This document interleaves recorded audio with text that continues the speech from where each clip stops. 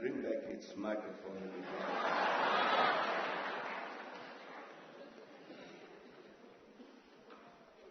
But let me start by saying,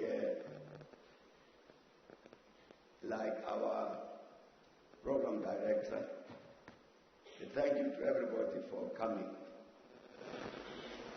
I think the executive dean of the school did say that normally we would have met in a smaller hall, but they got an indication that more people wanted to come. So welcome to everybody. I hope you would find the afternoon worthwhile. I was very glad that we allowed for an explanation of the school, what the school stands for and what it tries to do. Particularly, I think, for the new entrance to the school. I think the familiarity with the school is an important part, I think, must be an important part of this afternoon.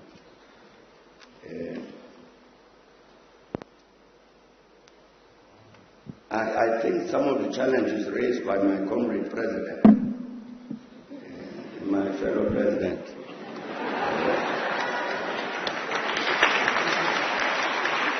of the SRC are important.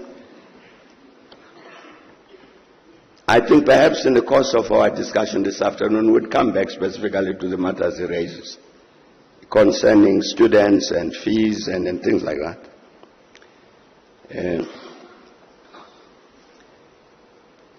Now, Temsile started off by mentioning 30 years of democracy, and then asked all sorts of questions that are related to this.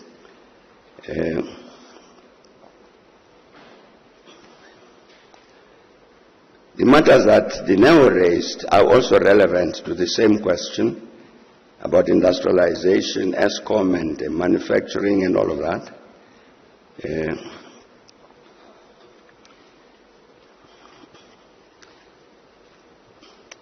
Let me start by saying, I think one of the things that worries me a great deal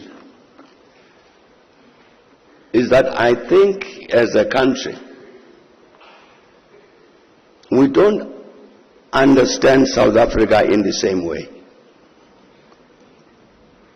I think we carry in our heads different South Africas. And hence come with different solutions of whatever the challenges are. Take this notion of 30 years of democracy. What has happened during these 30 years?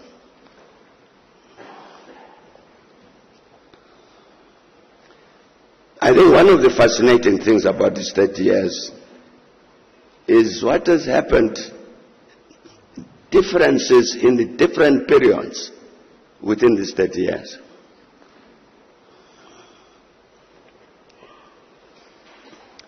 There is a gentleman in South Africa, I'm quite sure that he's now fed up with me because I keep quoting him. This is the CEO of the Institute of Race Relations, Dr. John Andres. Last year, Dr. Andres gave a speech somewhere in the US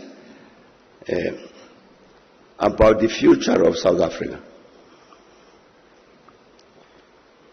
I think all of us should read that speech. It's very interesting and very educative about 30 years of democracy in South Africa. And Dr. Andres says this, that you can divide this history of 30 years into 3 ages. He calls it ages. As age 1, age 2, and age 3. And says age 1 is from 1994 to 2007. And age 2 is from 2008 to 2022. And now we are drifting towards the conclusion of age 3.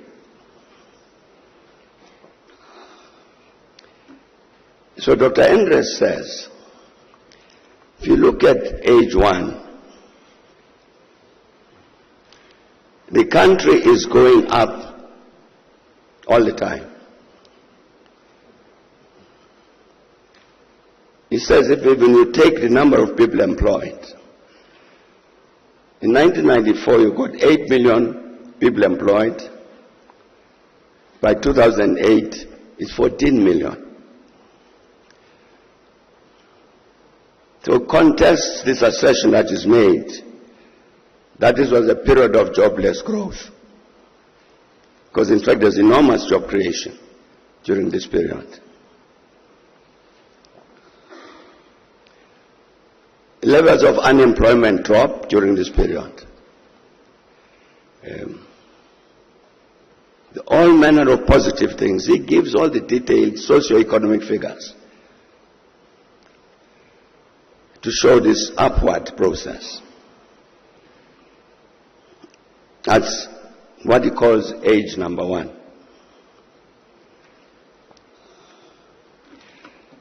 Then as I was saying, he says age number 2 is from 2008 to 2022. And you have the direct opposite happens.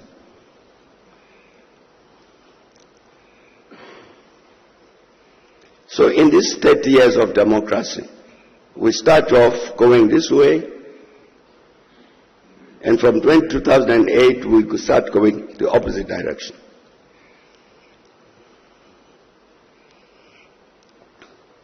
So next time you hear somebody saying, you've had this terrible 30 years of democracy, they are not telling the truth.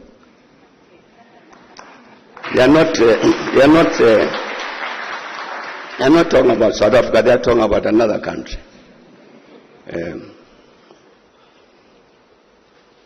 And you can see why, one of the reasons, why from 2008, some of the socio-economic figures point downwards. Because I'm sure all of us will remember that 2008, 2007, 2008, 2009 was this period of the global financial crisis. Started with the crisis in the US banks, affected the whole world, impacted on us here. During that period, job losses started happening. This is an exogenous impact on South Africa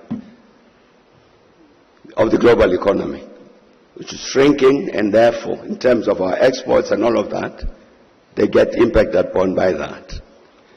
So I'm saying you can therefore see one of the reasons why from 2008, in terms of those socio-economic figures, you would see a downward trend.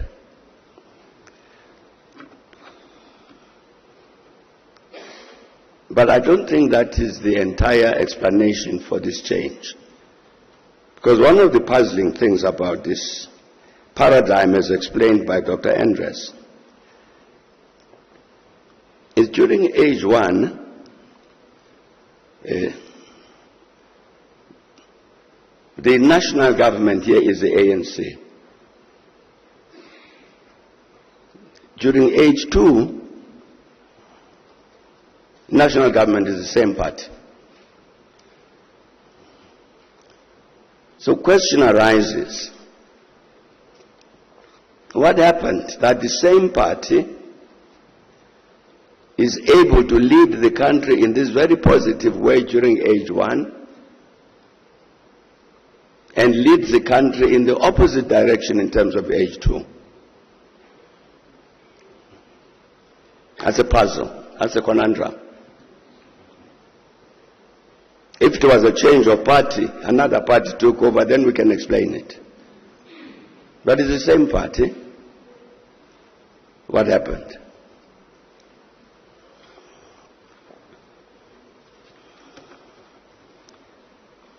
So I'm saying when we talk about Temsile, about 30 years of democracy, I think this is part of what we've got to take on board. That what Andres is saying is correct. It's factually correct. One of the things that Andres does not discuss, because he was not discussing that particular issue, is that it's during this age one that we adopt our current constitution, 1996. And part of what happens during that first period is that we then put in place all the institutions that are required of this constitution. So whether we are talking constitutional court or public protector or the commission on gender and so on, gender issue and so on. All of these institutions, including the laws and regulations, come during this period. So this is a period, age number one, according to Dr. Andres, not only of socio-economic progress, but also the very entrenchment, the definition of democracy in this country comes during this period.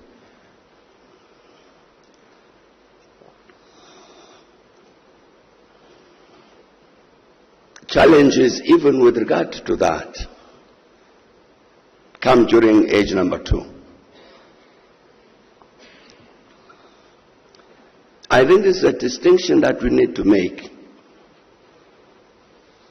Even in the context of voting on the 29th of May, I think we need to understand that context in order to be able to know who are we voting for.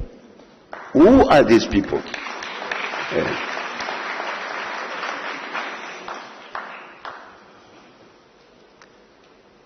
I am sure that all of us in this hall, being very educated people, I'm sure all of us have read the report of the Nugent Commission on SARS. Comrade President, I'm sure you've read it.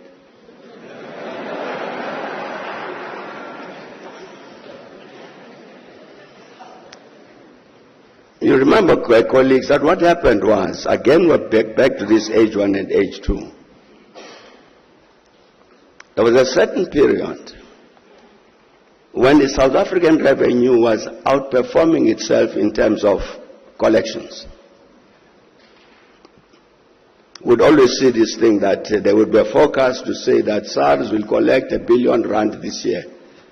At the end of the financial year, it's $1 billion plus. For a number of years, it was like this. And then during age two, it went the opposite direction. SARS started underperforming. So that raised the question, clearly there is something wrong. What is wrong? That's how the Nugent Commission of Inquiry, Judicial Commission, was appointed by President Ramaphosa to answer this question, what has gone wrong?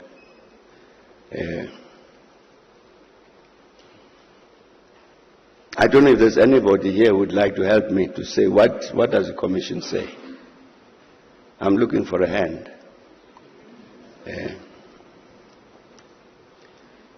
The Nugent Commission says, obviously I'm summarizing, that some people took a decision to destroy the institution.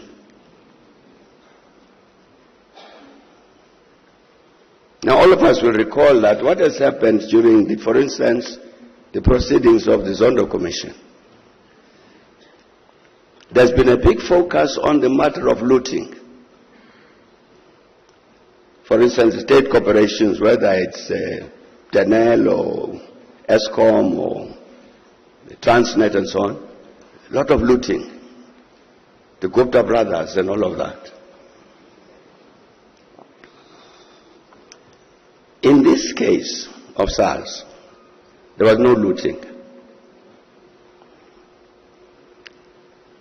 The Nugent Commission says there were people who took a decision to destroy the institution. That's a very remarkable statement in my view. Because SARS is responsible for 95–98% of state revenues. You destroy SARS, you destroy the democratic state. And yet there were people who took a decision to do exactly that. So the Nugent Commission report, which I'm sure all of us have read,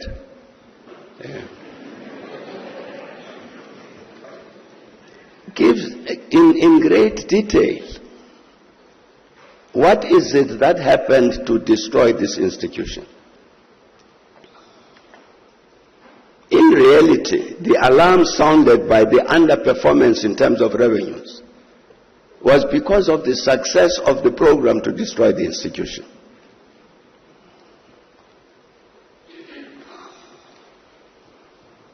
So in that sense, the people who had taken the decision to destroy the institution, they also provided the key to alert all of us to say there's something that's going wrong, which was what led to the formation of the Nugent Commission.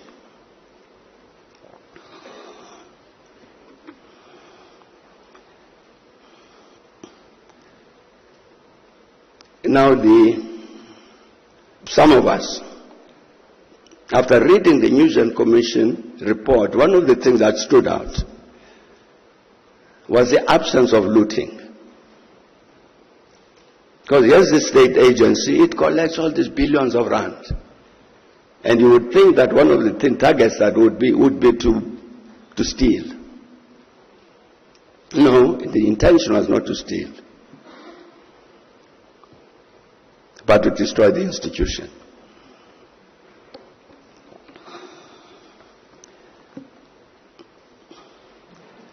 I think that tells us something. How do we explain that? That there would be people who would deliberately set out to seek an outcome of that kind. These are obviously people who are hostile to the very existence of that democratic state. They don't want it to succeed. So they intervene. If we take away these revenues, it won't be possible for the state to succeed. I'm saying it must be that there are people, that those people were people who didn't like our democracy and wanted something else.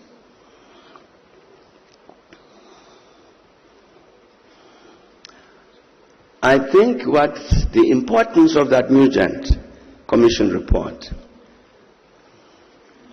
is that it actually communicated a very important message which all of us in South Africa should understand.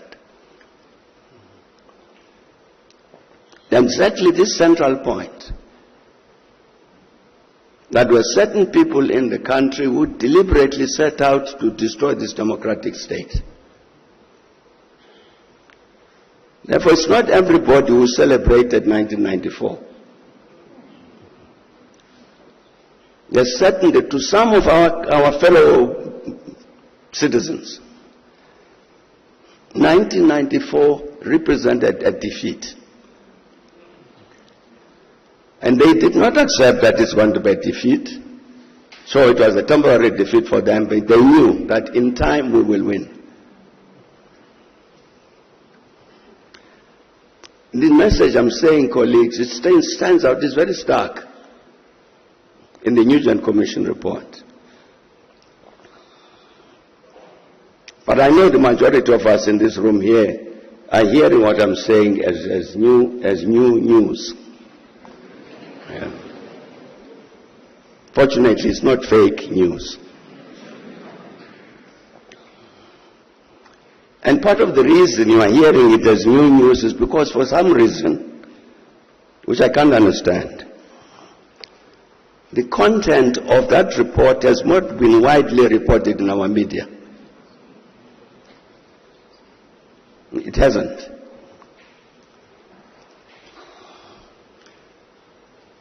The Zondo Commission continued, looked again at the SARS issue. They looked at the outcome of the News and Commission of Inquiry on SARS, and they said, we agree with what that commission says and its outcomes. But we are going to look at the same question again because it's imperative in terms of our own mandate. And they did. The Zondo Commission looked at the SARS matter, continued from a new gen that left off. And now this is one of the extraordinary conclusions in the Zondo Commission report. That, as all of us know, the Zondo Commission report has been now in the public domain for 2 years or something. The New Gen one has been on the public domain since 2018. And clearly all of us have read it, the New Gen report. And I'm quite sure all of us have read the Zondo Commission report. The Zondo Commission report, among its conclusions on the SARS matter, says one of the people who played a leading role in the effort to destroy SARS was the President of the Republic of South Africa. That's a strange conclusion. Fortunately, I was not president at the time.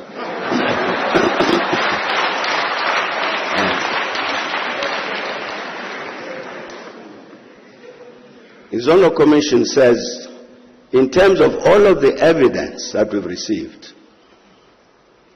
one of the things that stands out is that the President of the Republic made certain that he was one of the leading people in terms of the SARS processes and in terms of the ESCOM processes.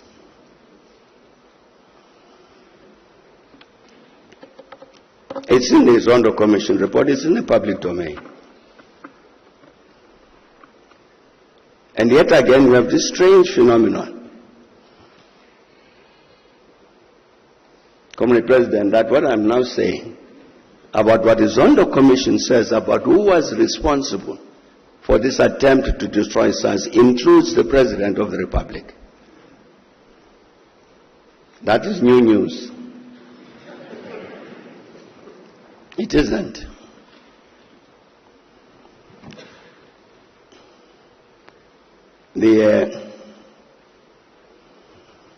And of course you know who the President was. And it says so in black and white, Jacob Zuma was part of the leadership in the process to destroy SARS.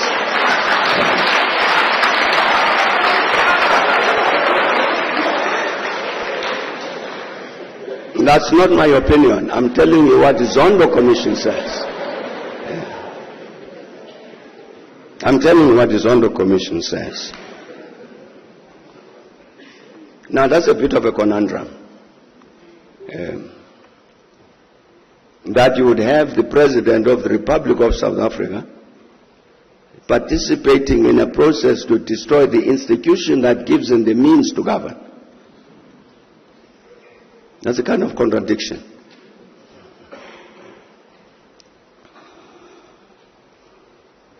It's a contradiction that then raises a question.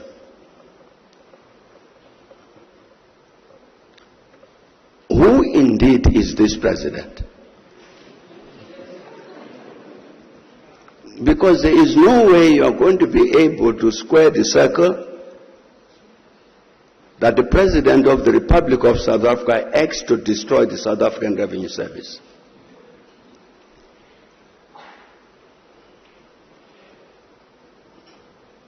Either the Zondo Commission is entirely wrong, or we are dealing with somebody who is entirely wrong.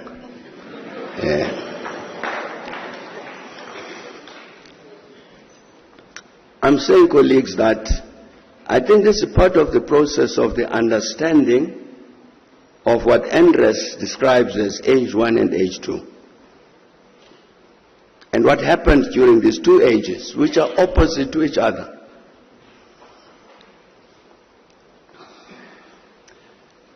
I think many of us in the room are, perhaps with the exception of the panelists, are old enough to remember when we first had our first national power cut, when the country went blank because of ESCOM, what is called load shedding, the national. The first time it happened was in January 2008. You remember that even the mines had to shut down for a whole week.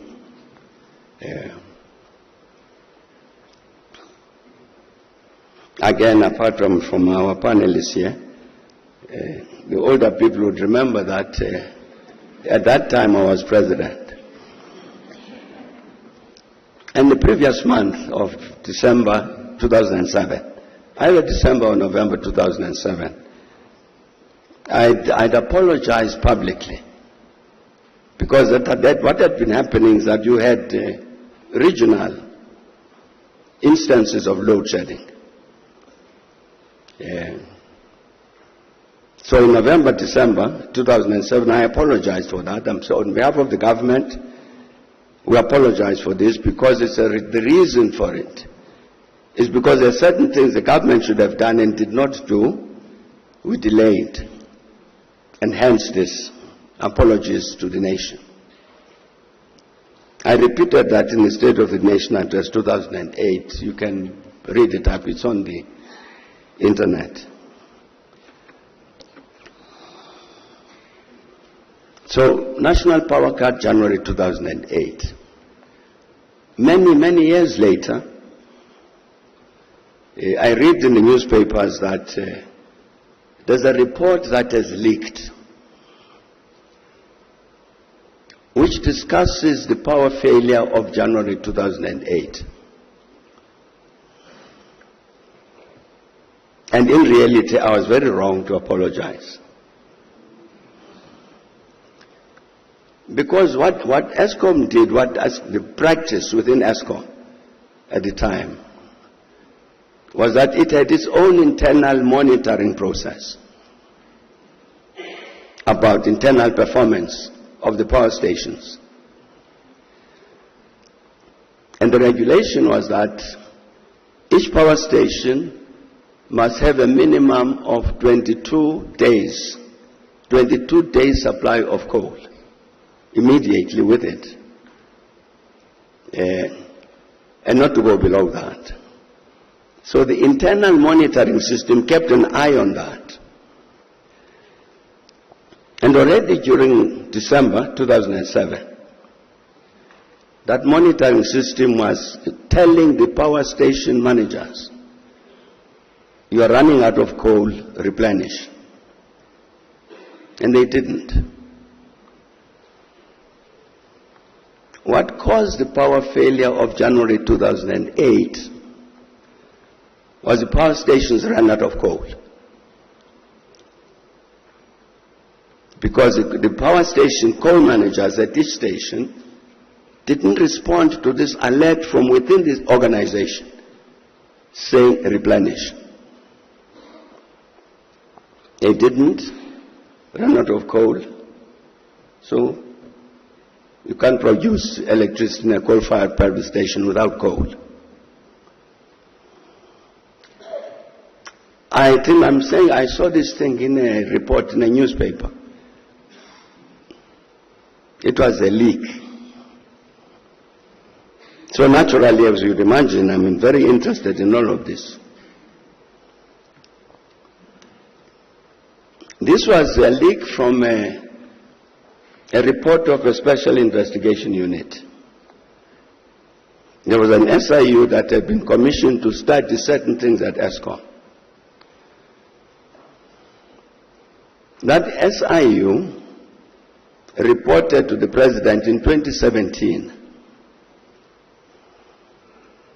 and said what I'm saying, that the reason for the power failure in January 2008 was easily avoidable. All we needed to do was to replenish the coal supplies at the power stations, that's all. The SIU report says, but they didn't do it, for whatever reason.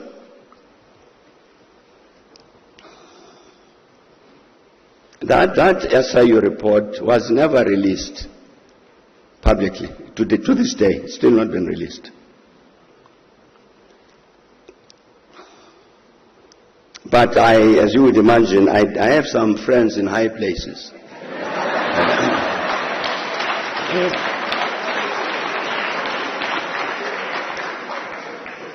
So I asked them, I said, look, I've read in the media that there is such an SIU report.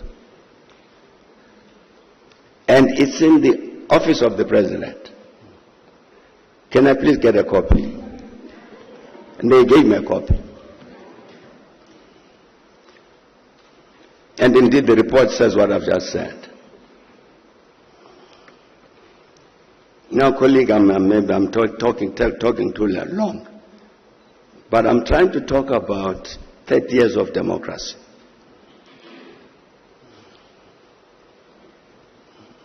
Question was raised very legitimately about ESCOM. I'm saying the first national power failure at ESCOM had absolutely nothing to do with the narrative that is told. No, this was failure of government. It had nothing to do with failure of government. It was a deliberate decision from within the organization to produce that crisis. And one of the immediate consequences of that is, according to the procedures at ESCOM, they declared an emergency. And the emergency meant that in terms of coal, for instance, you didn't have to put out tenders and all of that. You just go and buy coal where it is available. That immediately doubled the price of coal. Immediately.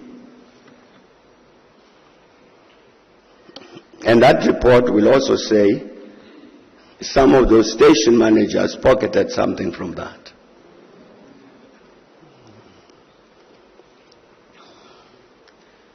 I'm giving you, colleagues, an instance of part of what has been happening. I'm saying what the Nugent Commission particularly alerted us to, that there were some people in this country who did not like this democracy and sought to act in a negative manner to weaken it. I'm talking about ESCOM. We take a decision, the government takes a decision in 2004. Whereas we had been saying to ESCOM, look, don't build new capacity, generating capacity, for a number of reasons. We changed that and said 2004, okay, please build. That's when the decision was made to build Kusile, Medupi, Ngula, these power stations. 2004. But the record will tell you that the construction of Medupi, the first ones that go under construction, started in 2007.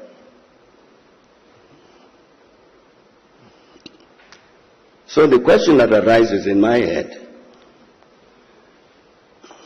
what's the delay?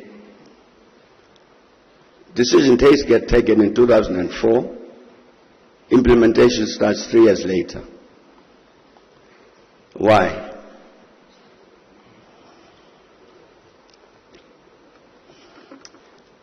It's not easy to find an answer to that question in terms of the ESCOM reports that we'll see on the internet.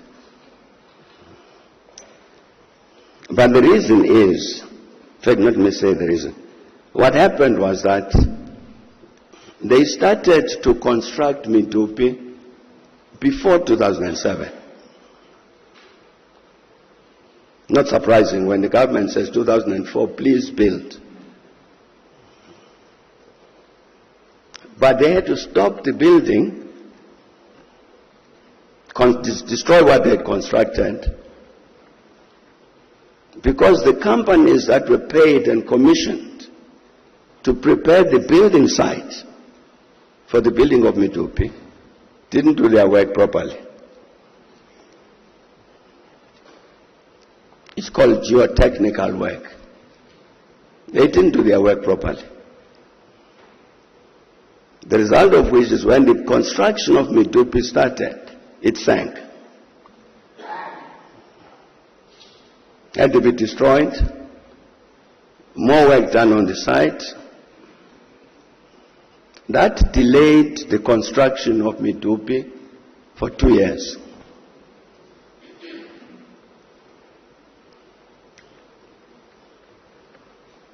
In my view, that's not an accident. That you'd have companies which normally are paid, they do this job all the time, to prepare sites for construction of whatever, and they messed this one up so badly that it delays construction of Medupi by 2 years. I'm saying I don't think that was an accident. It's consistent with these people who intervened with regards to SARS. They were intervening with regard to the matter of electricity. Medupi, Kusile were supposed to have been completed by 2014.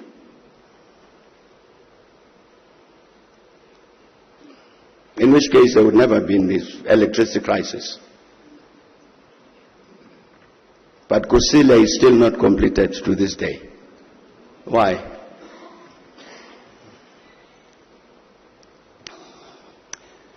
Seven years after the construction of Kusile started, 7 years, it was not generating any, whatever you call that unit, of electricity after 7 years. Obviously, this is very embarrassing to anybody. So what ESCOM did was to hire an Indian company, the Tata brothers. Hired the Tata brothers to come and build Unit 1 of Kusile. And the reason they did that is because that company had built another power station in India which was more or less a replica of Kusile. So they came indeed and they built Unit 1 of Kusile. So at last Kusile was generating electricity. So this company was expecting that their contract would then be extended to build Unit 2, 3, 4, 5, 6. But ESCOM said to them, no, we can't extend your contract unless you have got a BEE partner. So the Indians wanted to know, we brought 50 engineers and technicians from India, and the rest of the staff is staff at ESCOM that we worked with. When you say we must have a BEE partner, how do you do that? Are there black engineers and technicians who can then come and become our partners? Maybe that's black empowerment. No, that wasn't working because already they had 120, 130 people under mentorship, engineers. Well, in the end, the matter couldn't be resolved of this BEE partner, so the Indians left. They finished their work in 2016, that Unit 1 of Kusile was integrated in the grid in 2017. I'm saying to this day, we have not finished constructing Kusile. And yet it's quite clear, if this business had not popped up of a BEE partner, Kusile would have been completed a long time ago. And I'm absolutely certain that whoever said to these Indians, get a BEE partner, it was not out of interest in terms of BEE matters. It was to delay the construction of Kusile.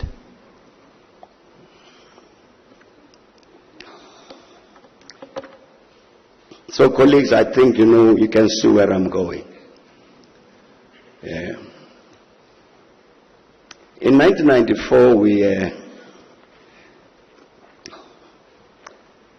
in our assessment of the situation in the country, we said, I'm talking now about the ANC, we said it's obvious that not everybody in South Africa will be happy with the change that is taking place. Therefore, it's inevitable that there will be an attempt at counter-revolution. It's inevitable. And we thought that attempt would come via violence. There would be bombings and be assassination of people and all that. And indeed, we were quite correct. That's what happened. I think you'd recall people got arrested, then the Buremach and all that. I don't know if they're out of jail now, which set off some bombs and so on. And in a sense, when the security forces succeeded to do that, our understanding was that, well, this counter-revolution that we had feared, in fact, has been dealt with. And we were quite wrong.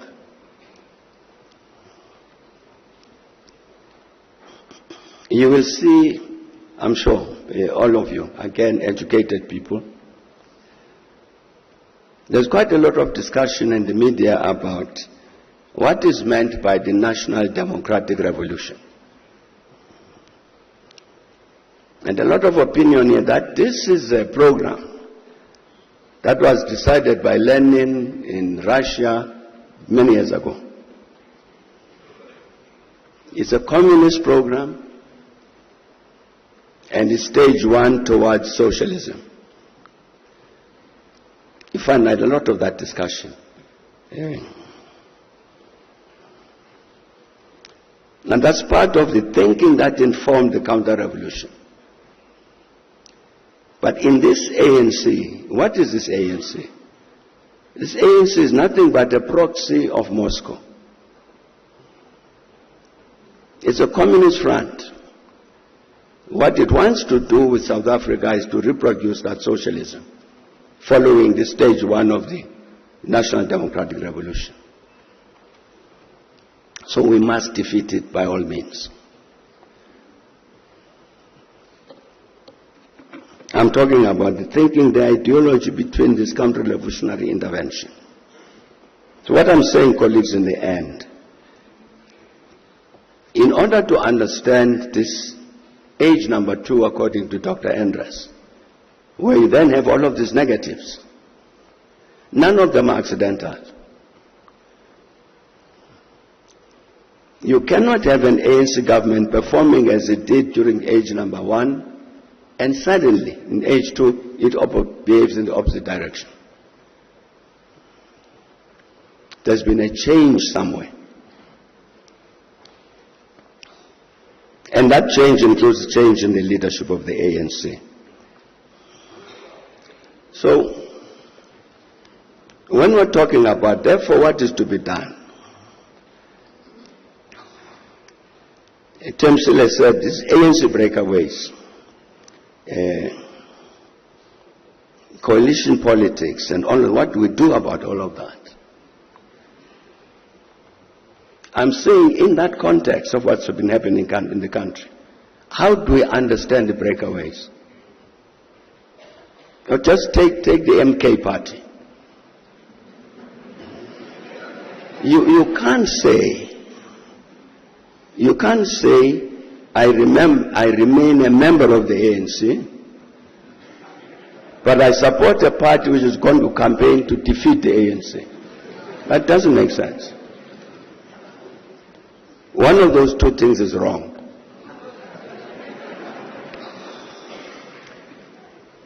So in terms of these breakaways from the ANC, take that breakaway. You can understand it. It is led by the same people who tried to destroy SARS. It is exactly the same people. It is exactly the same people. So you can understand who they are.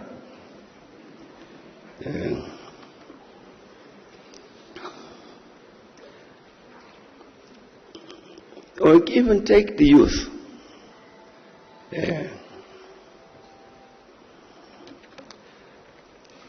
Take the Youth League of the ANC. Got affected by all of this. At some point you have an ANC Youth League which has got its own political platform.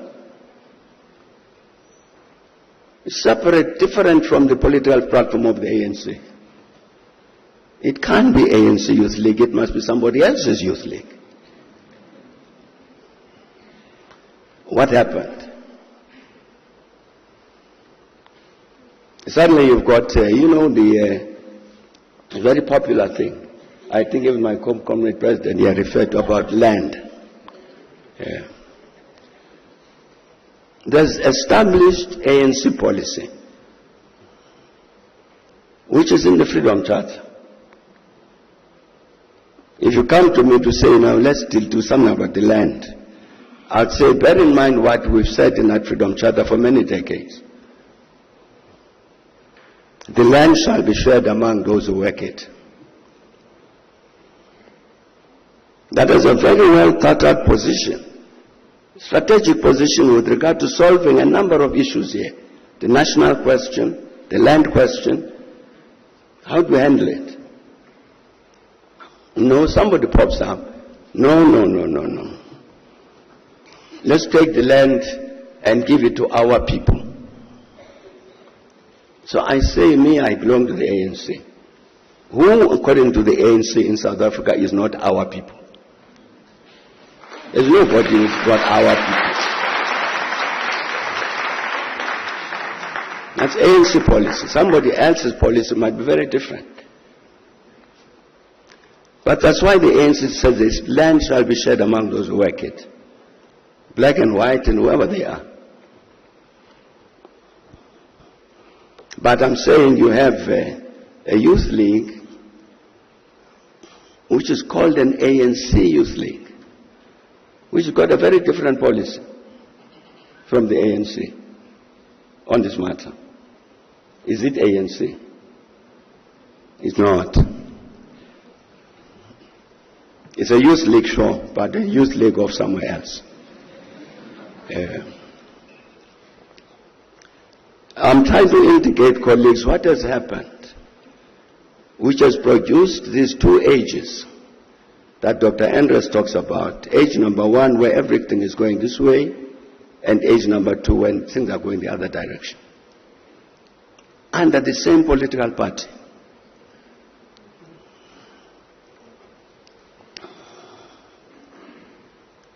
So, I think in terms of our response to all of these challenges about coalitions and so on, we question that we must ask, where do we want South Africa to be? Not where do we want the political parties to be, where do we want South Africa to be? In terms of employment, in terms of everything that we talked about, industrialization and so on.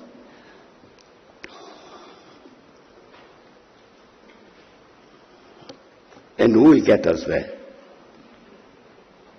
You'll read all of the election manifestos, all of them without exception. That's all of them say, we will get you there. Whom do you believe?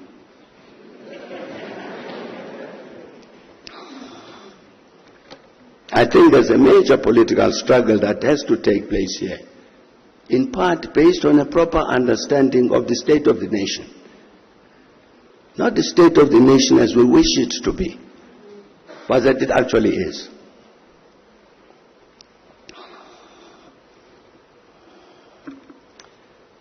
You take these matters about industrialization, manufacturing, and so on.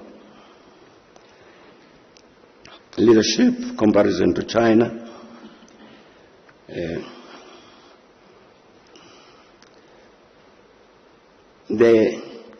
Johann Rupert, very senior business person in the country, did an interview a few years back, I think with Power FM.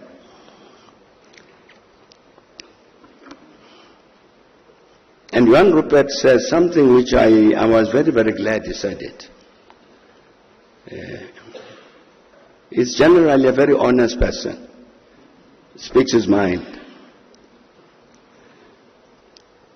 And he said there was a certain period in the country, as he describes it, is during this age one. We should have taken advantage of that situation to invest in the South African economy. We didn't. And the reason we didn't is because we were uncertain about its future.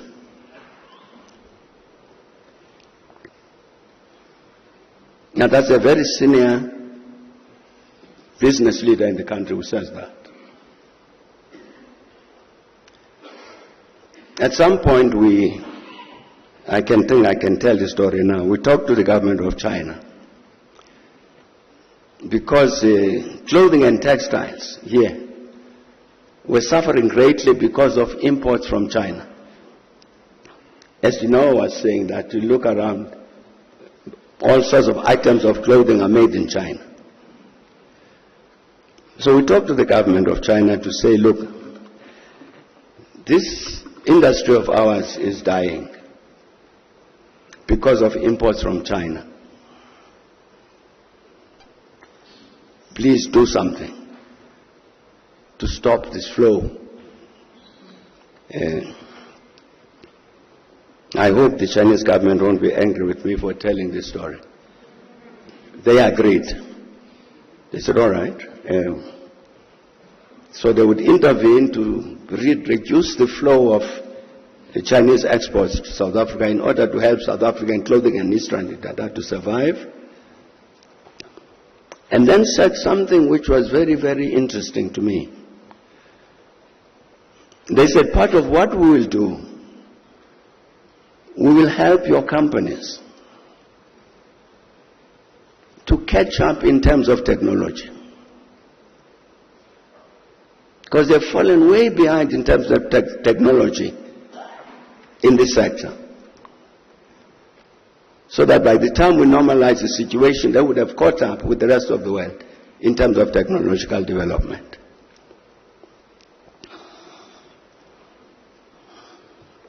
What had happened now, because of the thing that Johann Rupert is talking about, of a great reluctance by a major part of the capitalist sector to invest in the South African economy.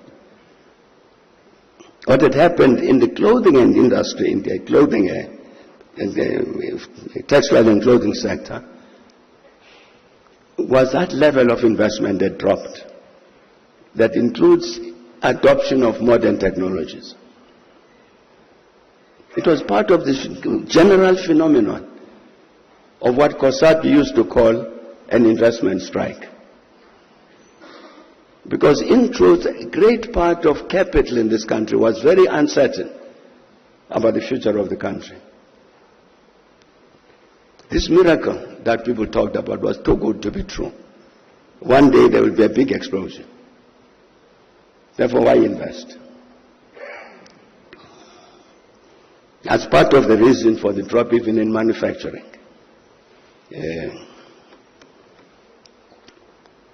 That was stage 2, age 2, when you have that phenomenon.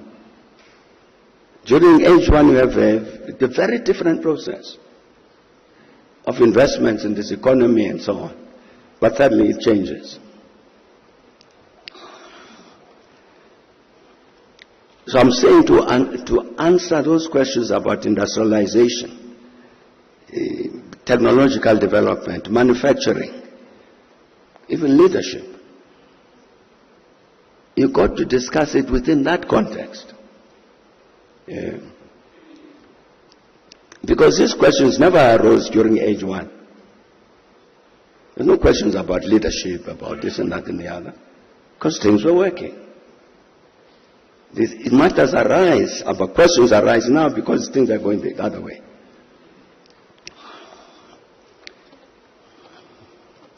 That's a challenge we face as South Africans, to grapple with this reality, which has impacted in all elements of national life. You can go through each one of the state corporations, Eskom, Denel, Transnet. What has happened to all of them? And what has happened to all of them is not accidental. It's particular interventions to make sure that this democracy doesn't work.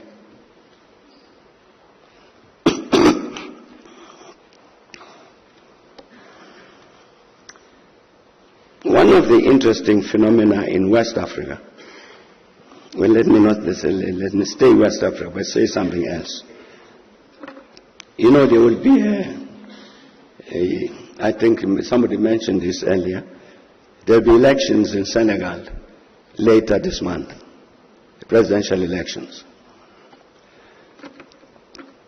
Now, what had happened in Senegal was that over the last 2 years or so,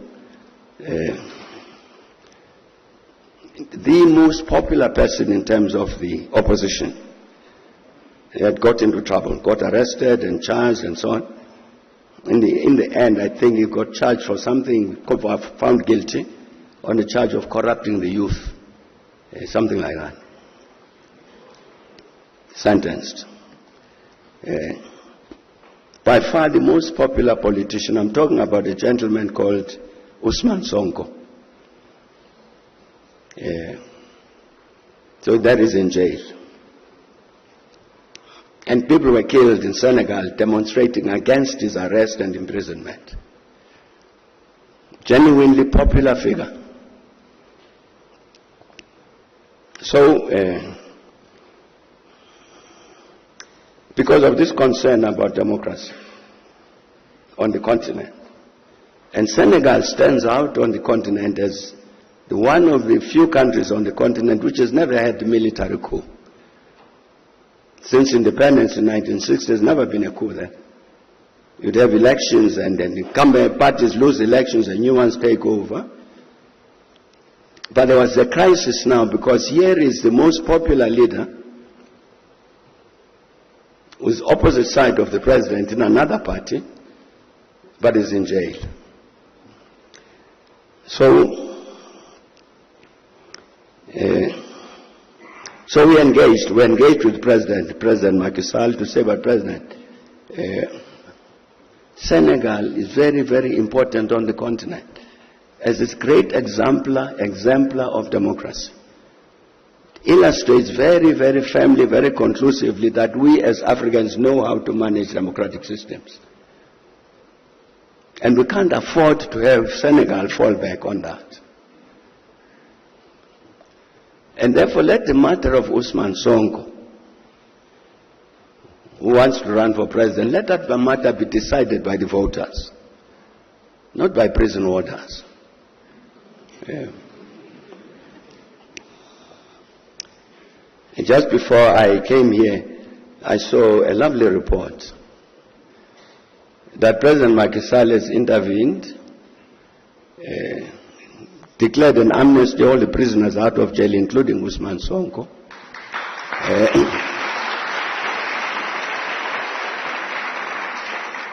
And pardoned various charges, as a result of which Ousmane Sonko is running for president. That was an excellent intervention made by the President of Senegal. Precisely to say it's a responsibility of the Senegalese or the rest of us to defend this democracy, particularly, you raised quite correctly, in the context of the military takeovers that have been taking place, particularly in West Africa. But I think we've got to understand this about the West Africa situation. You know, a few years back, you remember we had to work with Côte d'Ivoire, the Ivory Coast, Côte d'Ivoire, to help them to get sorted out. And one of the things that we found was that there was an agreement with France signed at the point of the independence of Côte d'Ivoire, that France would maintain a military barracks in Abidjan, the capital. And the commander of the French troops, in any situation where he felt the security of Côte d'Ivoire or the security of France was threatened, he had the power, sovereign power, a French general, to take over the public station, broadcasting, and announce whatever he liked. It's one of the agreements, one of the 12 or so agreements, that not only Côte d'Ivoire, but many countries of the Francophone countries that signed with France at independence. Mali just now, has just repudiated all of those agreements. I think there were 11 or 12 of them, which include prescriptions about when you've generated a foreign currency, bank it in Paris. And Paris, the French franc then, would guarantee your currency, CFA. Part of what is happening in West Africa, Palisa, as you can see, is a rebellion by young officers against French neocolonialism. It's not only military coups to remove some elected president, but these young soldiers are saying our politics since independence has respected this junior relationship with France. That must end. So you see the big confrontation between these countries and France. It has to do with ending, like the agreements I've talked about. That you'd have a French general based in Côte d'Ivoire who has actually the power to intervene in Côte d'Ivoire as he liked. So it's an anti-neo-colonial rebellion. It has got this element, you are quite correct, of removing elected presidents. How does the continent deal with that? Well, you know, the OAU has a standard policy, as you mentioned, against illegal changes of government. So, the military governments don't get recognized. But we have a particular consequence now, where Mali, Niger, Burkina Faso decide that they are walking out of ECOWAS. Now that can be a positive development. What is to be done? It's not a question that we can answer here. But I think, again, I'm trying to say, it's necessary for us to understand the objective reality. What actually is happening? It's not just young soldiers who are hungry for power and therefore remove this elected president. No. That's why they talk about Thomas Sankara. Sankara took power by coup d'etat. He was a soldier. But Sankara understood this particular issue, the need to destroy and defeat neocolonialism. And that's what these young soldiers are saying. What do we do with them? What does Africa do with them? I think Africa is a challenge, a problem, answering that issue, answering that question.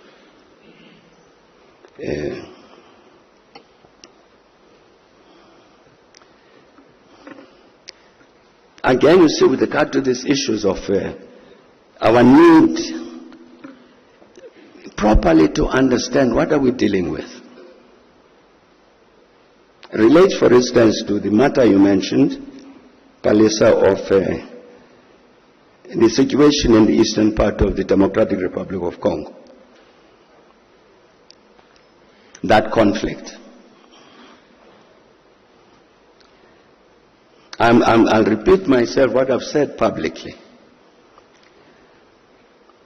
That the Congo, like all of us, we inherited colonial boundaries. And when the colonialists drew up the boundaries of the Democratic Republic of Congo, they included in the eastern parts of the Congo populations that were Rwanda speaking. These are Congolese in terms of those colonial borders. But the problem for us and problem for the Congolese is that certainly even during the days of Mobutu, they did not want to recognize the Rwandese who were Congolese as Congolese. You even had a formation there in the Eastern Congo of a military group, a militia, which was called the Mai Mai. The Mai Mai whose purpose was to drive away these Rwandans back to Rwanda. And Mobutu was encouraging that. That problem persists to this day. As you know, the Congo, the DRC, is a very big country. And one of the challenges, since the return of democracy, which was there before, it persists, is the footprint of the government from Kinshasa is not necessarily strong everywhere in the country. So in the Kivus, this is part of the problem, in the Kivus in the Far East, that's why you have the M23. It's because the Rwandan people, the Banyamulenge in Eastern Congo, have for many decades felt this, that they don't have the protection of the government in Kinshasa. So they need to protect themselves. In addition, you've had this challenge of the people who committed genocide in Rwanda, then they ran away into the Eastern Congo. So they are also there. Some of them involved in all sorts of schemes and naturally to try and overthrow the government in Rwanda. I'm saying that the first, my view, is the first part in terms of dealing with the crisis in the Eastern Congo is recognizes that the Banyamulenge are Congolese. The Rwandan-speaking section of the population of the Congo is Congolese, and therefore must be protected by the government of the Congo, like all the population of the Congo is entitled to protection by the government. That's a starting point. And then this issue has to be dealt with. Then what about the interests of Rwanda in the Eastern Congo, about the Rwandans, this group that committed the genocide, as well as these Rwandan-speaking people? How do you regulate that relationship? But I'm saying the principal responsibility falls on the government of the Congo to protect the the Rwandan-speaking population of the Eastern Congo, of the Kivus.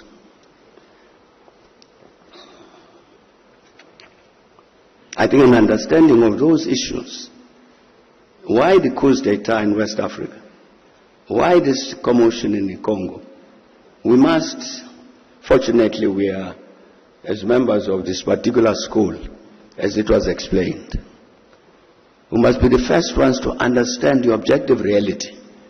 What is the reality we are dealing with? Not necessarily to be bought by slogans, as popular sayings.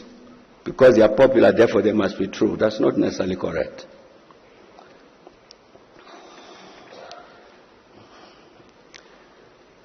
The illicit financial flows that Jonathan raised, in our study of the issue, we were saying that we found that the principal culprits with regard to the international financial flows, outflows from Africa, for instance, were the corporations. It's the major companies that are responsible. And when those monies get out of the continent, they end up somewhere in the developed world, including in these areas called tax havens.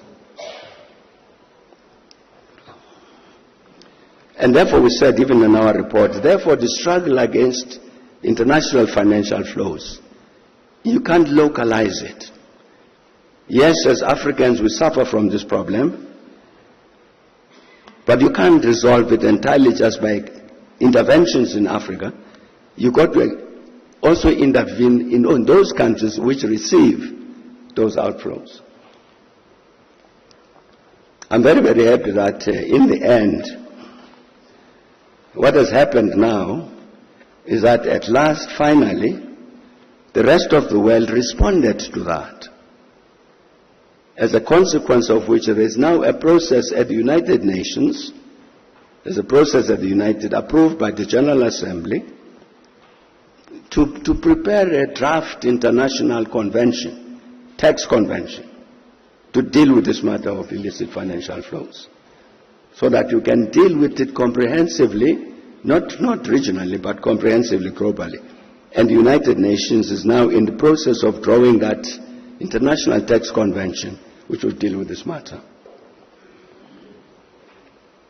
What is required in the continent is to build first of all the understanding of the issue and the necessary capacity. The necessary capacities even in our tax authorities to understand this. When we were preparing the report, for instance, we went to Nigeria, we went to the Congo, the Democratic Republic of Congo, we went to Mozambique, we came here, number of countries. And so we get to Nigeria, and one of the things we find, we're told by the Nigerians, it's not the customs service in Nigeria which measures how much oil is produced and exported from Nigeria.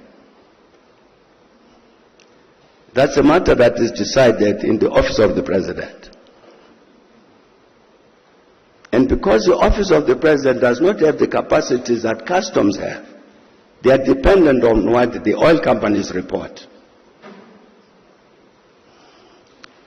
And they were saying to us that their own view, customs, was that it's likely that the country was operating on the basis of an underestimate of a third of the oil that was being exported. We go to the Congo, and the Congolese say, we don't know how much copper we're exporting.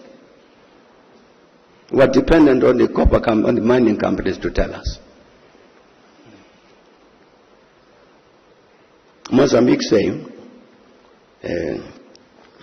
got this fishing trawlers who fish for prawns and all this. What is the catch of the prawns? How much of it is exported? Entirely dependent on the report of the fishing companies. I think that's what's an indication I'm saying of the capacity. We need to build up the capacity within our countries to be able to do that in order to get a handle on this matter of illicit financial flows. Or take a last example I will give here. South African company gets itself registered in Switzerland. And in the books it's owned in Switzerland. So it exports money from here because they are paying the owner who's in Switzerland. And the owner is not at all a Swiss. It's two young officials from their company here. They post them in Zurich. You put a label in a room. This is company so-and-so. And they exported something like $2 billion. Like that. These illicit financial flows out of here. Unfortunately, our tax authorities here managed to get a handle of that. And working with the Swiss and the British, they managed to recover that money. But this was entirely because of the capacity that there was in SARS to track down a crooked exchange of that kind. But I'm saying, Jonathan, that the matter of illicit financial flows remains with us. It's a very serious issue, but fortunately, at last, the whole world is saying, okay, let's get together and deal with this matter, even via a tax law, which will be binding on all countries in the world. A very, very important step forward. Now, I think I've answered all the questions.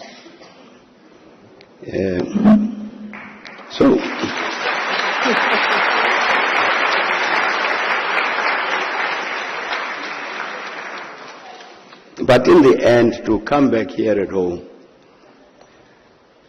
the matter was very important. Question was raised about leadership.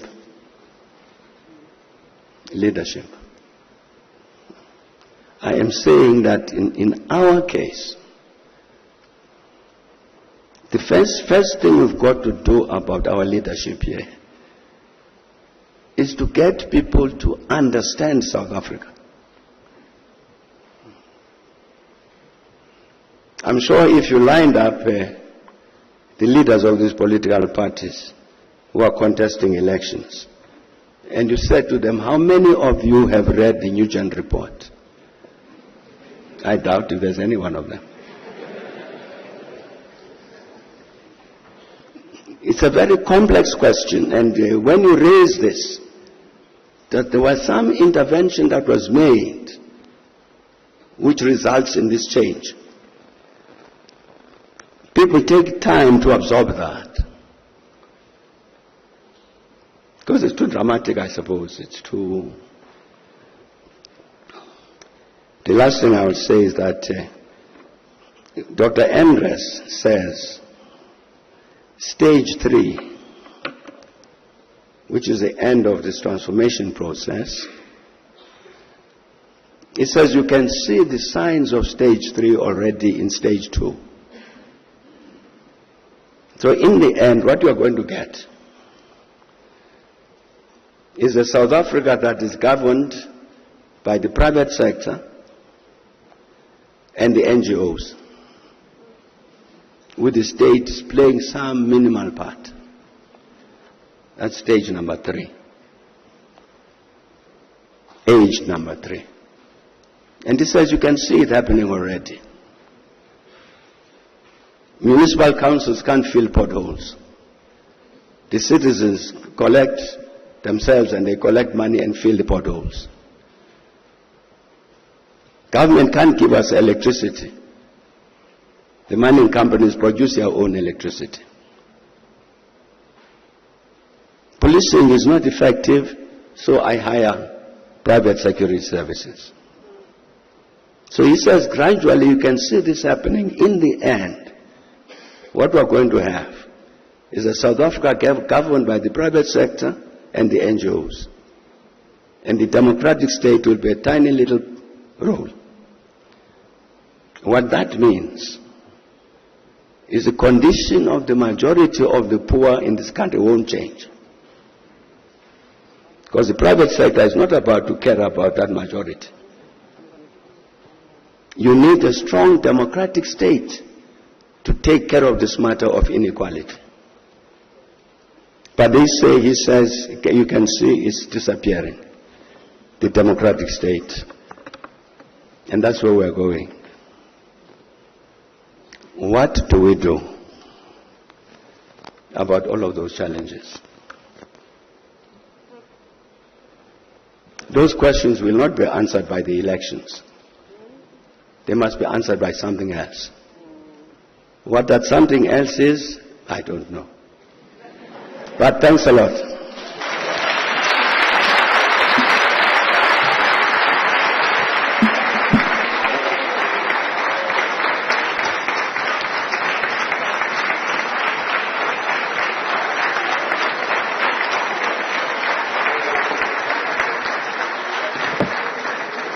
Thank you. Thank you. You may be seated.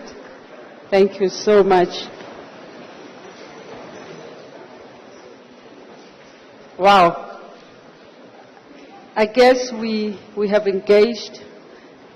Our thoughts are still reeling and working hard to think about all this information that we just received at this point in time. And this is information that you may not get in the books. And that's why these conversations are so important. You may not be able to get them. And I think one of the things that really touched me is when the President was talking about 1994 as a defeat, and now, and then those that we defeated are looking at us to say we're going to get them somewhere there.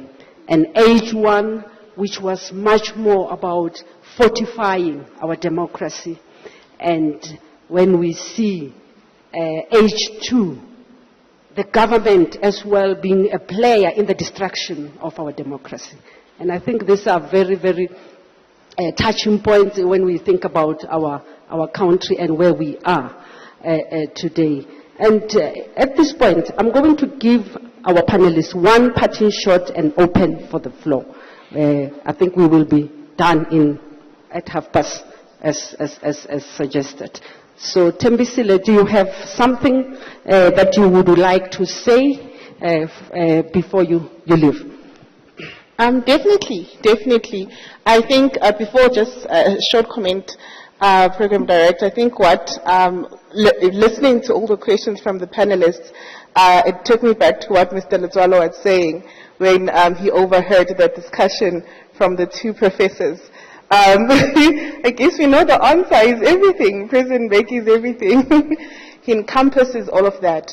My parting shot, President, I took a lot from this session, and thank you very much. I believe that the takeaway mostly was your question of who will take us there. I think that is one very prominent question that we as South Africa need to ask ourselves, especially because we've got elections coming up on the 29th of April, of May, my apologies. And this is a question that everyone here in this room, everyone here watching online, and everyone in South Africa that's going to vote President need to ask themselves in order to ascertain who to vote for and where they see our country moving forward. Thank you very much. Thank you. Thank you. Dinero? Thank you so much. I appreciate how you have broken down the last 30 years into 3 different dispensations, and just to get an overall understanding of how we got to where we are at this moment.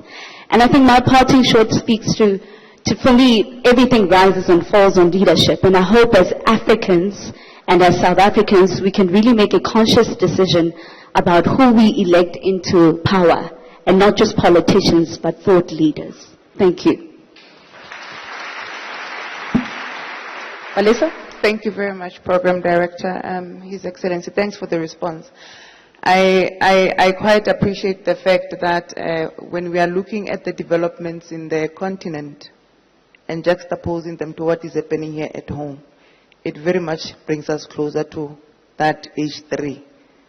That might look something like institutions, when they begin to erode, what is the position of a citizen in that process? And hence, I would like, going forward, for us to think about means of involving or driving a citizen-centric democracy, so citizens that are conscious and being able to participate actively in the democracy without only seeing elections as part of the democracy. Thanks. Thank you, Palisa. And I think the President also underscored a very important point around the fight in the West, the military coup, being an anti-neocolonialism. Yes. So I think, yes, definitely the coup and the bad coup. All right. Okay, over to you. Thank you.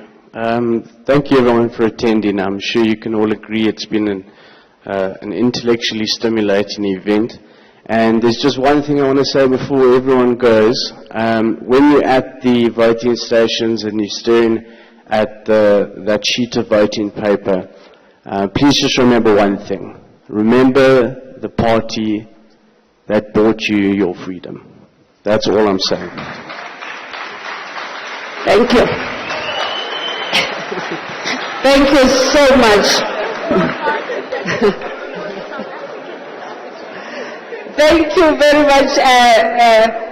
At this point in time, I'm going to ask our panelists, can we give them the last round as they go to their seats?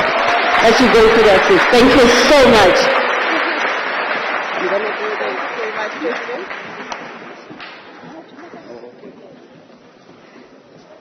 Thank you so much. Now is your turn. And I don't know if there's people with mics to assist me. Anyway, now is your turn, and we have very limited time, as you can see. Yes, 5 minutes. Let's wait for the program. Oh yes, I'm taking 5 questions, yes. All right. I thought you say 5 minutes, and I'm like, how am I going to do 5 minutes? Hey, there's so many hands. I'm going to make sure that this side is represented, this side, and that side, all the 5. Okay? Yes. Gentleman there? Oh, I don't see you, Mama. I was seeing her. Sorry?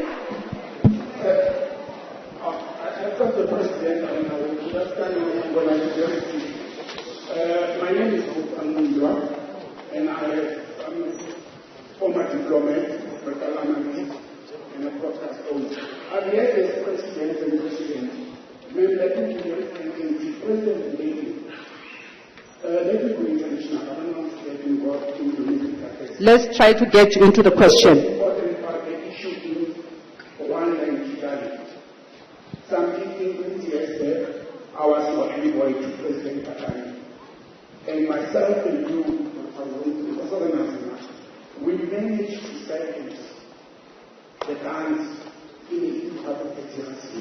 My question is, why would the African Union or SADC or South Africa use your expertise as well as your cordial relations, parallel relations with the program, to re-engage on the process of trying to bring peace and stability in the region? Because they are an expert in that, and you got parallel relations.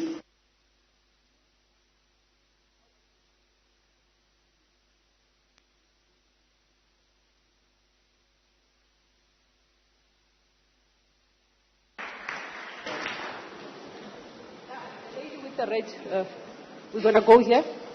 Thank you, Chairperson, President, for an informative session. Looking back to history, the first year of democracy, South Africa managed to come out of economic meltdown because of the good economic policies that we had. I just want to find out, where did we drop the ball? And then going to the upcoming election, do you think that the current ANC can assist us to revive what we had? Thank you. There's a hand here.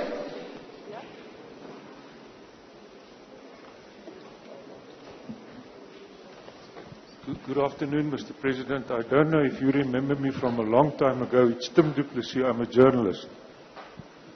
Tim. But my question is, Mr. President, it was wonderful to listen to you this afternoon, reflecting backwards and a little bit forward as well.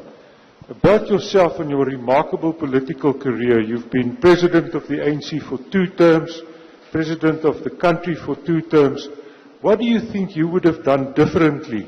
Looking back now, is there something where you can say today, I should have done this, that, or the other? Thank you, Mr. President.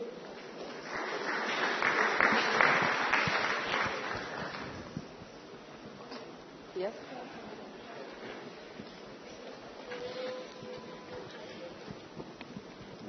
Mr. President, thank you for a very interesting talk. My question is, do you still dream of the African Renaissance? I see you here talking, and there are a lot of problems, and especially in terms of problems of during your time as president. But what I'm not hearing from you, and current time as well, but what I'm not hearing from you is your ideas on the future, on where you think we should be going. Where would you like us to go? Thank you. Thank you. Ambassador, the ambassador of Senegal is here. Ambassador.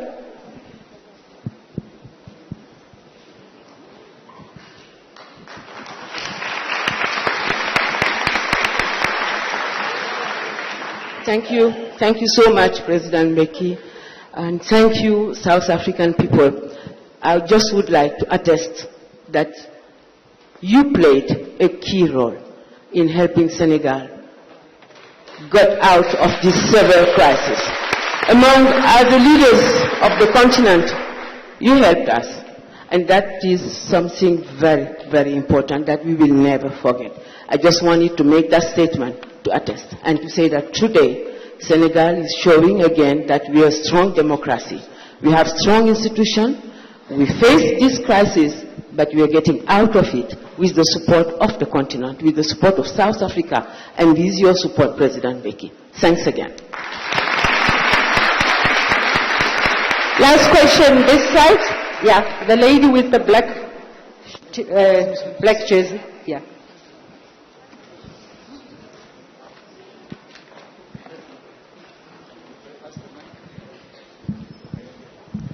Good day to you all. My name is Liza Maziba, and I'm a first-year student learning international relations here in this institution.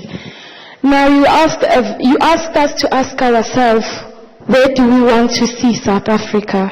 And as the youth of South Africa, I'm a very optimistic person, and I see a South Africa where there's no tribalism, where there's no GBV, where a student who just recently finished their matric is not forced to take a gap year because universities are full, and where a woman or a man over 35 is unable to continue learning because NSFAS no longer funds them. But I have one question for you, sir, which is, what would you tell a person who's not as optimistic as I am about looking forward to in this country? Because it is not that easy for South Africans to be optimistic at this point. But what would you advise that person? What would you say to that person in order for them to see Africa or South Africa in your light? Thank you. Thank you. Thank you. The President has missed your key question. That's why I was saying, let's get to the question. What is the question? You, my brother. The question, Your Excellency, is why is the African Union or SADC does not use your expertise as a peacekeeping person, especially that you've got cordial and brotherly relationships with President Kagame. We can capitalize on those relationships with President Kagame that I personally know that you have to try and help the situation in Kigali than being in DRC than being hostile. That's the question.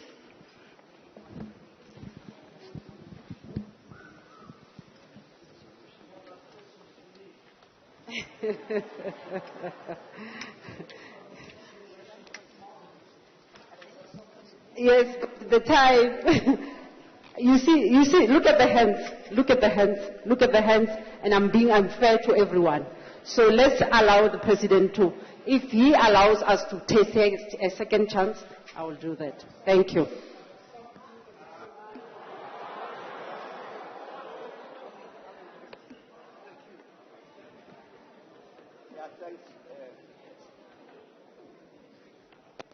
Thanks a lot. I'll have to be very brief, not like the last time.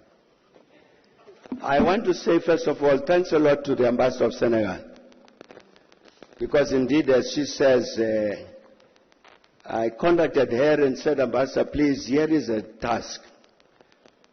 We need to speak to President Macky Sall because here is a challenge. And indeed, she actually responded, which is not normal, Ambassador, to actually said, I have delivered your message. Thanks a lot, Ambassador.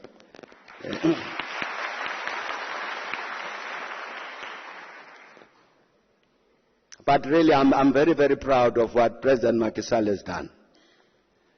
I've worked with the President Macky Sall for quite a long time. So I was fairly confident when I spoke to him, I raised the matter with him to say, but here is a challenge, a common challenge we both of us understand. And this is how I think Senegal should behave. I'm really very, very proud of the manner in which he responded to that.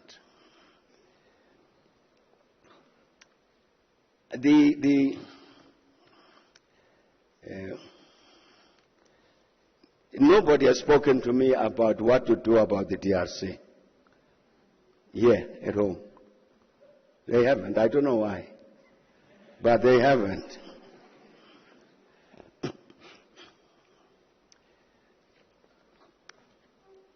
Next month, Rwanda will be marking the 30th anniversary of the genocide.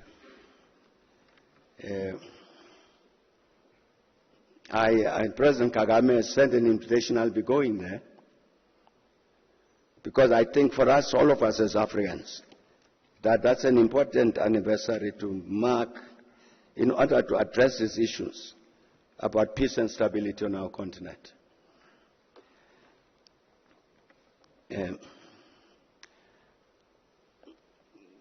In a sense, the issue about peace, well, let me come at it differently. You'd recall that our colleagues in East Africa, this African community, decided to send a group into the Congo to help resolve the challenges in the Eastern Congo. It was led by President Uhuru Kenyatta. Now, he contacted me to say, I've been appointed in this thing, what do you think? So we discussed the matter, and indeed I told him what I thought, that the first challenge to overcome is to get the Congolese to understand that is a Congolese problem. It doesn't originate from outside of the Congo. You remember even when we had the negotiations with the Congolese, when they met here in Sun City to negotiate the transition to democracy and so on, one of the negotiating groups there was the RCD. And the RCD was an armed group. There were 3 armed groups. The RCD was one of them, which came out of the Kivus. Because of the population in the Kivus felt the need to defend itself. So it actually had an armed representative in the negotiations to negotiate the future of the Congo. As a reality that was understood by the Congolese themselves, they didn't say, RCD, you are not wanted here. So they were part of the solution. But I'm saying that I think the matter about this peace in the Eastern Congo, in the Eastern DRC, has become too factionalized. Because I saw somewhere on the television that somebody asked one of the Congolese, but the East Africans came here and so on. Now we are getting the Southern Africans. What happened? And the response was, no, we don't want those. We didn't want those as East Africans because they were very deceitful. They didn't tell us that, in fact, they supported Rwanda. Therefore, we chased them away. I immediately understood what he meant. Because indeed, President Kenyatta, leading that East African group, engaging the Congolese government, raised this thing to say, but the Rwandans in the Eastern Congo are Congolese. You've got to treat them as Congolese. That was interpreted as, therefore, you are in support of Rwanda, go away. In a sense, you've got to find a way of depoliticizing the matter so that it can be dealt with objectively. In the first instance by the African Union, which is facing its own challenges. What I was trying to say with regard to our economy here, and why it's performed differently, is not that one colleague was saying, why, at what point did we drop the ball? We didn't drop any ball. As I say, you can just look at the statistics yourself, do the research yourself, you're a university. Just look at what happened during this age one that Andres is talking about. The economy was performing very well. It was growing. Levels of investment in the economy were growing. Levels of numbers of people employed were growing. We even had something we're looking at with my colleague as we're coming here. There's a few years where we actually had budget surpluses. And you have a budget surplus in order to generate resources, not to pay the money lenders, but to build schools and clinics and roads and so on. And the report says this was the first time since 1913 that this country had budget surpluses, for the very first time in an entire century. To generate the resources to be able to attend to the matter of the upliftment of our people. Instead of paying the bankers because you owe them too much money. We didn't drop the ball. But somebody else intervened to produce a negative result. Assisted by people within our ranks, who in fact were not part of us. They wore the same t-shirts and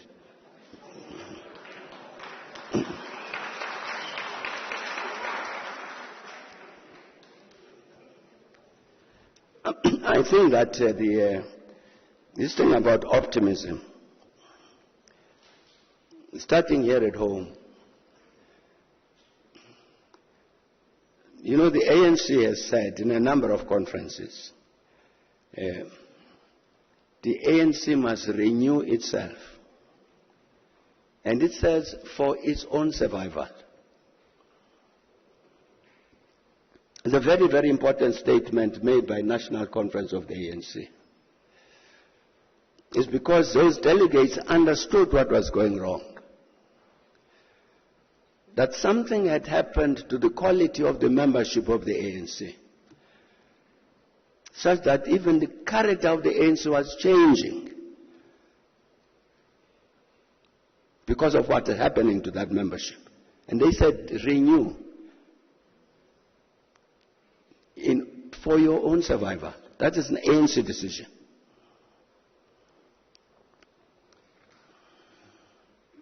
That challenge remains. But the point I'm raising it is because I think that's part of what drives my sense of confidence. That there are still many people in the ANC who know very well that something is wrong. And therefore something needs to be done. And identify the thing that is wrong correctly. And it's not difficult. It's been identified in successive conferences. I've seen documents prepared by our veterans which look at our ANC conferences since 1997.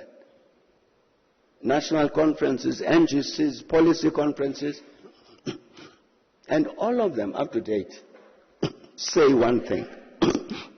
And they say the quality of the membership of the ANC has declined.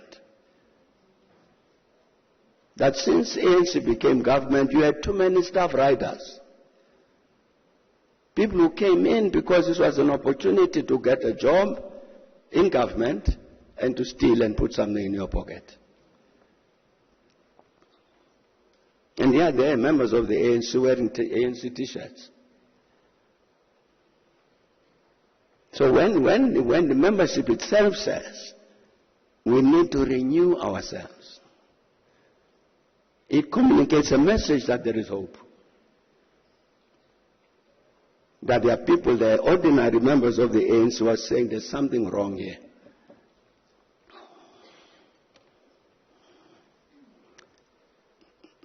And I think that is a sentiment that will be shared by the generality of our population. If you went to the population and said, dear population, look what we've done. We've removed all of the thieves who've been leading the branches of the ANC. They're all gone. The population would give you a standing ovation. I think that's what gives hope. If you look at, I talked earlier about what Kosatu had described as an investment strike. But a very, very interesting phenomenon is that during 2020, as the COVID-19 pandemic starts, the government puts out an economic reconstruction and renewal, whatever, economic plan. 2010. Business did the same thing. Its own plan for economic renewal. Both of which were supposed to serve within the NEDLEC process. So the business people submitted their plan to government, which would bring it into the NEDLEC process. And what I found really, truly remarkable in that business proposal was that business, well, let me start somewhere else. It was a meeting of the ANC where I say, I have read the government economic report. It is 32 pages. I've read the business report. It's 132 pages. So I say it's clear to me that more work has been done by business in terms of what are the steps to be taken to really revive this economy. The President Ramaphosa, at the end of that discussion, said, well, Comrade Thabo is correct. The business did do their plan, but what he is wrong about is the length. He says 132 pages. In fact, it's 1,000 pages. Which illustrated exactly the point that business had done a lot of detailed work and said this plan we are proposing would cost 3 trillion rand over 3 years. We as a private sector commit ourselves to spend 1 trillion rand. This was the very, very first time since 1994 that the private sector made a commitment of that kind. And R1 trillion over 3 years, they said R1 trillion over 3 years. At the end of the 3 years, of course, we'll do more planning. But that was a very, very serious commitment to help to create these factories and mines and this that we need. That's part of what gives me optimism. That clearly there's a change in the thinking of some of the business leaders so that they could make a commitment of that kind in writing.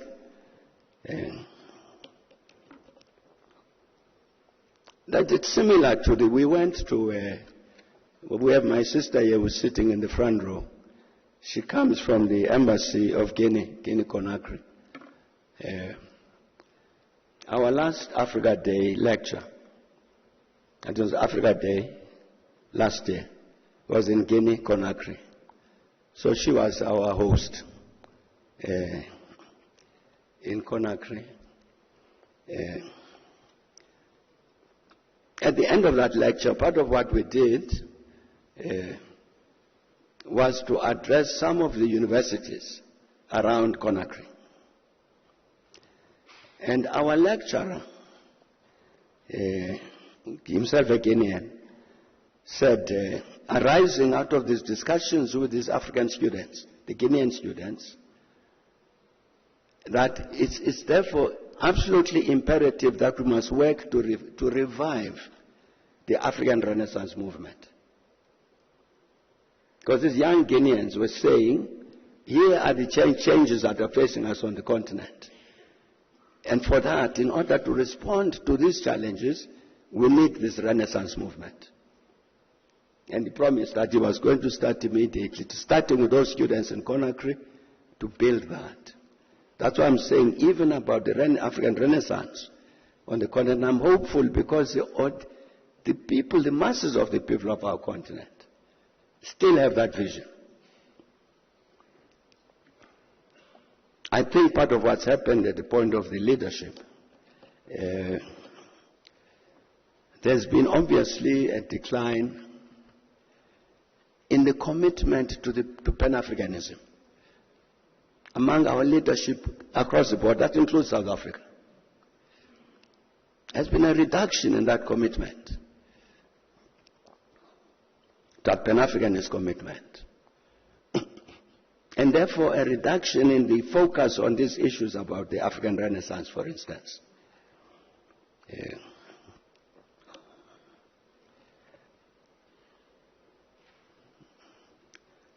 Even now there is the new commission, the Commission of the African Union, will be re-elected in January next year.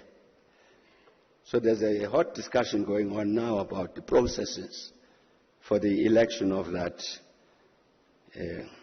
AU Commission.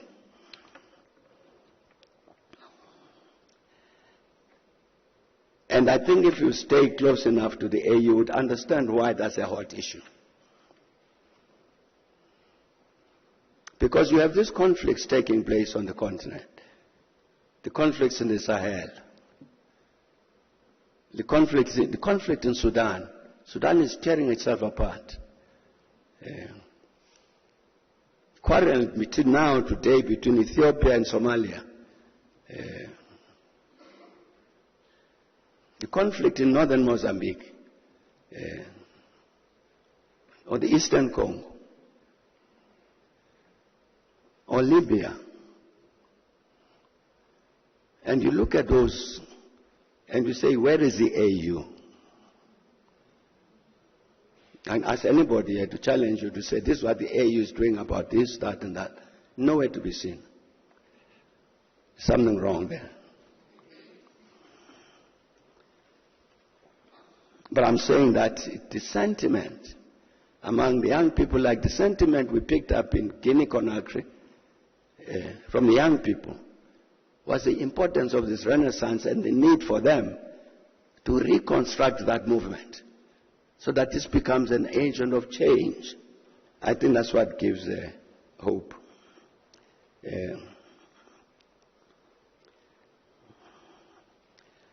to produce something different,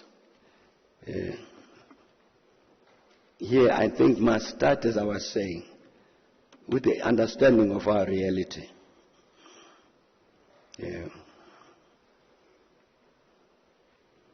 And my challenge to members of the ANC would be to say,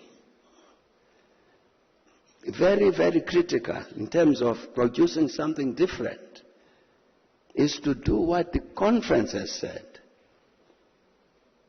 a genuine process of the renewal of the ANC. Part of what is problematic about it, that renewal, is I sitting in some senior position in the ANC, am not sure that I can survive the renewal process. It might identify me and say, this is one of the ones we don't want.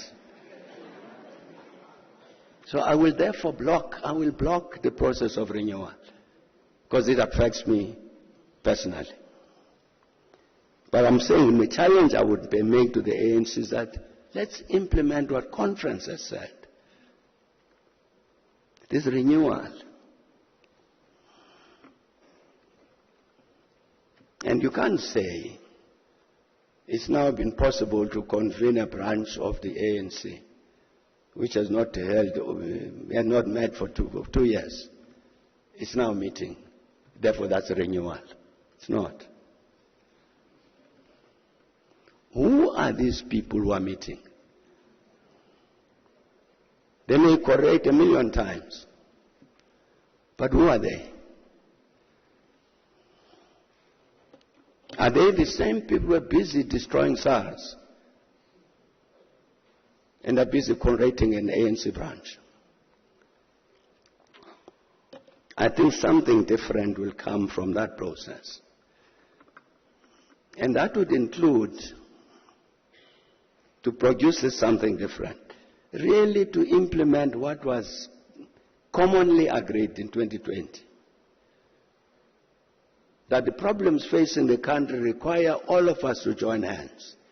That business, government, labor, civil society, let's work together.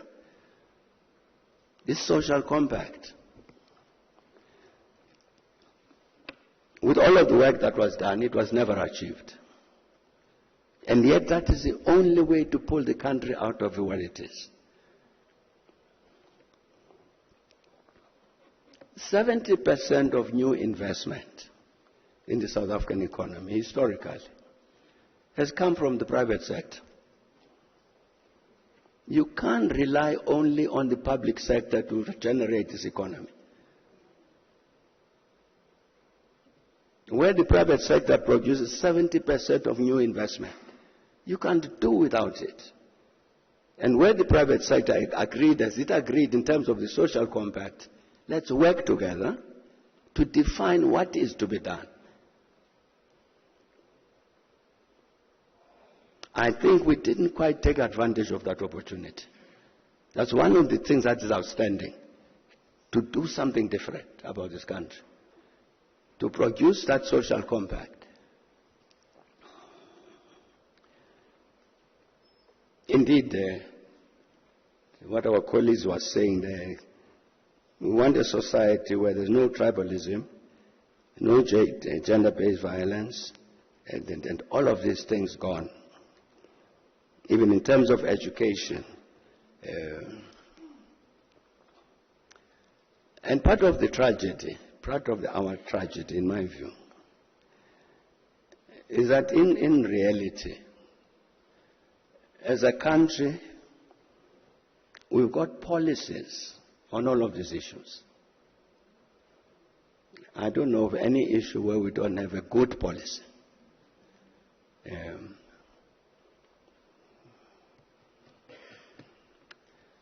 But something goes wrong somewhere. The policy remains policy, the practice is very different.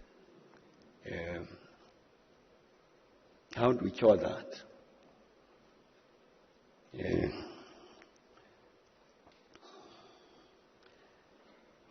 Issue of crime, for instance, is raised quite correctly. And the positions of the country the positions are correct. But something went wrong. For instance, you remember the ministry responsible for this was the Minister of Safety and Security. And then at some point they changed it. It was Minister of Police. So we got a Minister of Police instead of Minister of Safety and Security.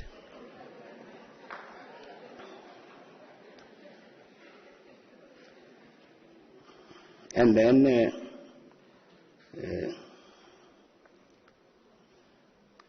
you had National Commissioner of Police, provincial commissioners, inspectors, and this. That changed. They became generals and colonels and military ranks.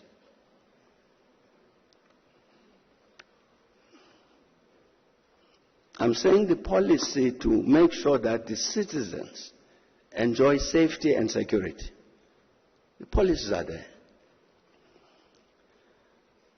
But when you take this instrument and militarize it, and you begin to produce slogans like shoot to kill, that's what soldiers do, that's not what police do. Yeah. I'm saying the policies, many of these issues are there. We've got to attend to this matter. Where are the institutions? And therefore the people, the warm bodies, practically to make sure that these correct policies are implemented. That's a challenge. But thanks a lot.